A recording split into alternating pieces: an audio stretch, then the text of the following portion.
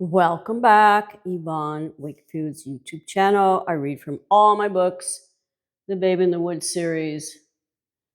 First one, Building a Life One Log at a Time, Self-Portrait, and finishing with Path of Totality. We just had all these dogs posed for a certain story I wanted to tell. Emiliano, come up here. You can bring Teddy Bear. I was just at the cabin. I got back last night, and Teddy hasn't gone up there much because he's not that trustworthy for me. Like, he'll run away, so he's like always on this really, really long leash wherever I go. And he was pretty good. But the first when we got up there was this huge pile of bear poop right below the cabin steps. And you really don't clean up animal waste like bear poop up there. You just leave it. So I left it, and then later on that evening, he came in and he jumped on the futon, and he starts pulling out these like balls of like clay-like substance. Well, he had, because I looked, he stepped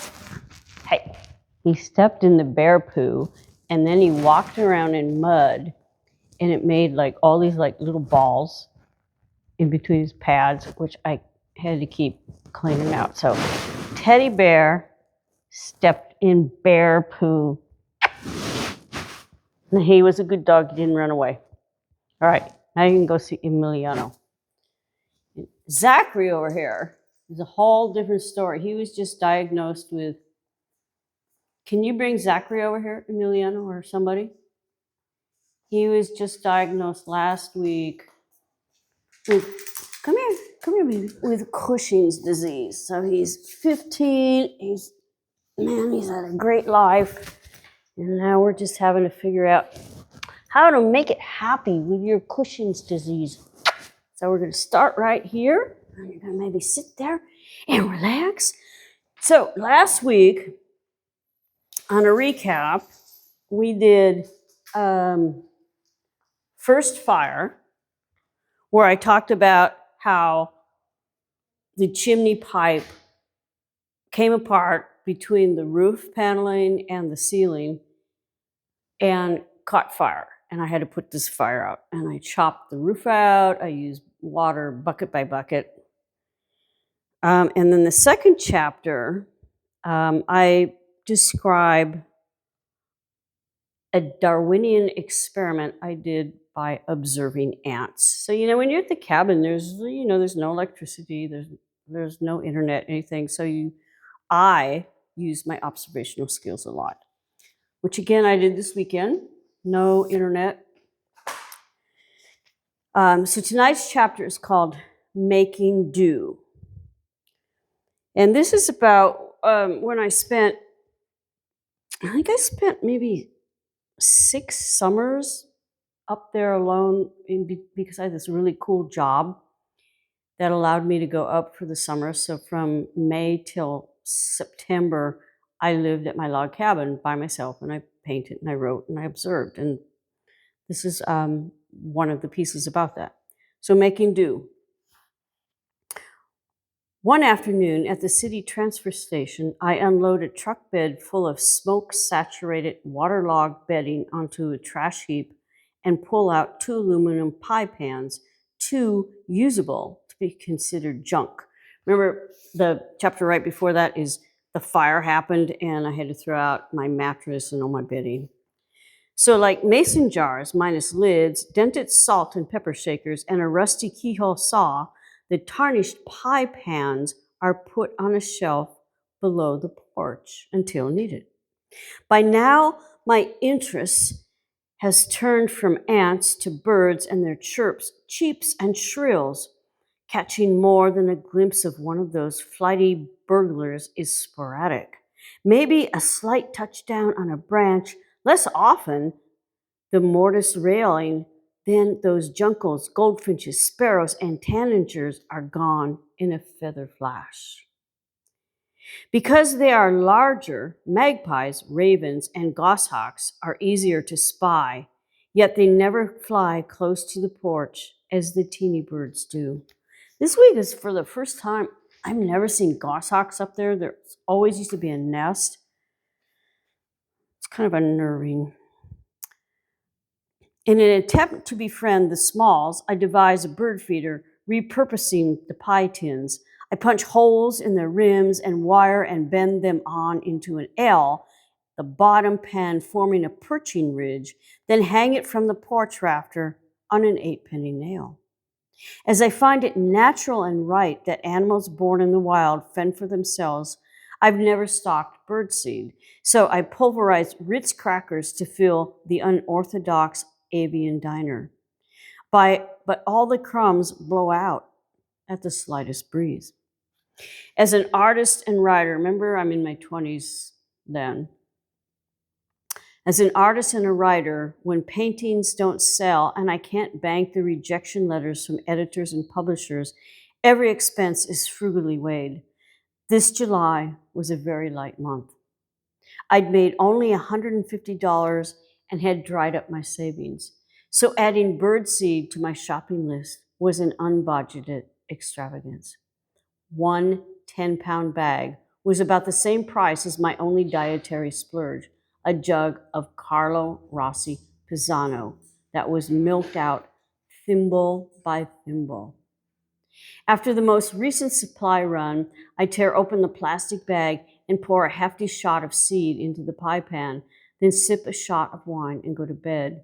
In the morning, the feeder has been picked clean. Knowing most birds are diurnal, I surmise mice or pack rats avail themselves and are now fast asleep with seed-filled billies. After refilling it, I sit on the porch, a book the size of a pizza pie in my lap, and wait for pepper-winged seasonings. 3 slices in, I stop reading to watch a bird flit over to light on the bent pie plate, then fly away so fast I cannot honestly give name to what flutters under the itty-bitty black cap.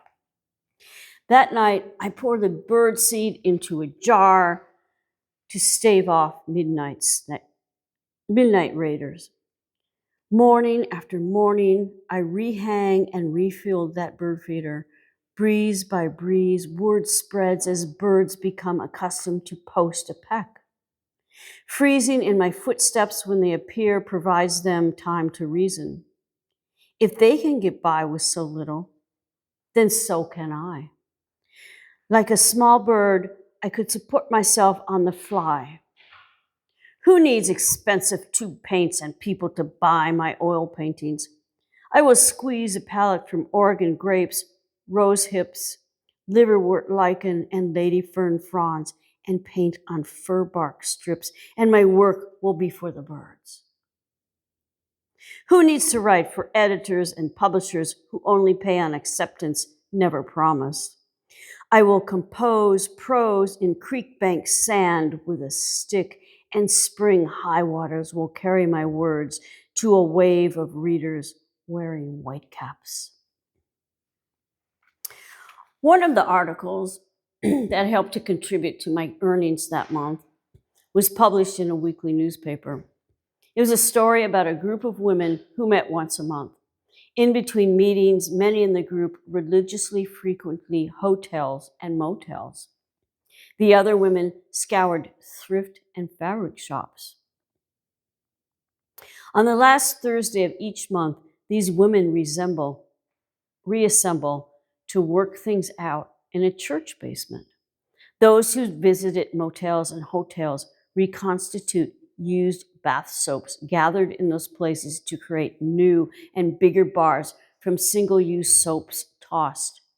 On the other side of the room, the thrift shop cleaners sew quilts from fabric scraps. They do not give these heirloom quality blankets to children, but instead ship them to children blinded by Union Carbide gases in Bhopal. The soap went to India too, for the people that survived a mudslide that killed half the village. It is basic things like knowing I can keep clean and warm with soap and blankets always on hand that I find contentment, that is, until catastrophe strikes. Since I don't have a basement full of backup, I take my chances going about the day, desiring only what is within arm's reach. But for the hell of it, even a bird brain needs entertainment, and that is why I pushed my boundaries and manufactured a bird feeder. Now every morning I'm greeted as regularly as my greetings. Good morning, little bird. Or if it's afternoon, afternoon, little birdie. If the visit is really short, just, hey, birdie. But the instant words fly out of my mouth, the birds fly away, so I keep my trap shut because I need all the company I can lure. A couple of days before my next supply run, bird seed is not on the shopping list. I'm stirring instant coffee. A jar of Taster's Choice is on the list.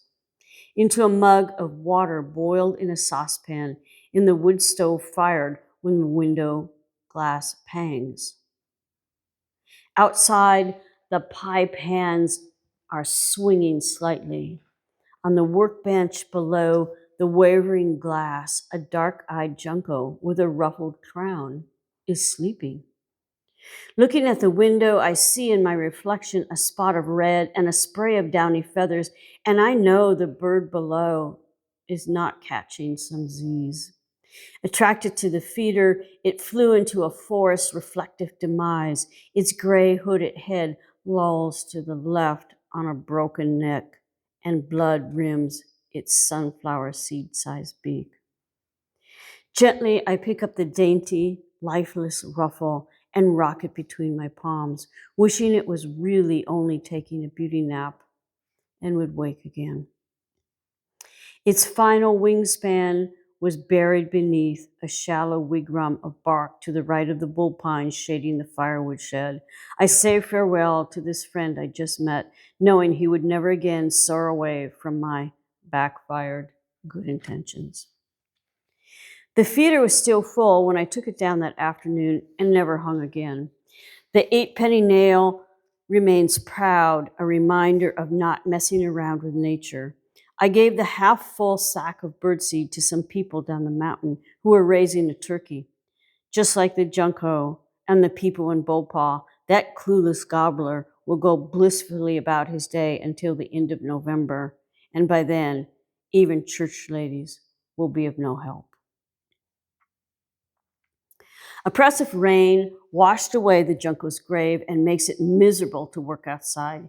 Inside the cabin, I pitter and patter and follow my mind's meandering, which leads me to wonder, where in the human body is the soul stationed? Wedged between the breast, centered down from the throat, or lollygagging just above the navel?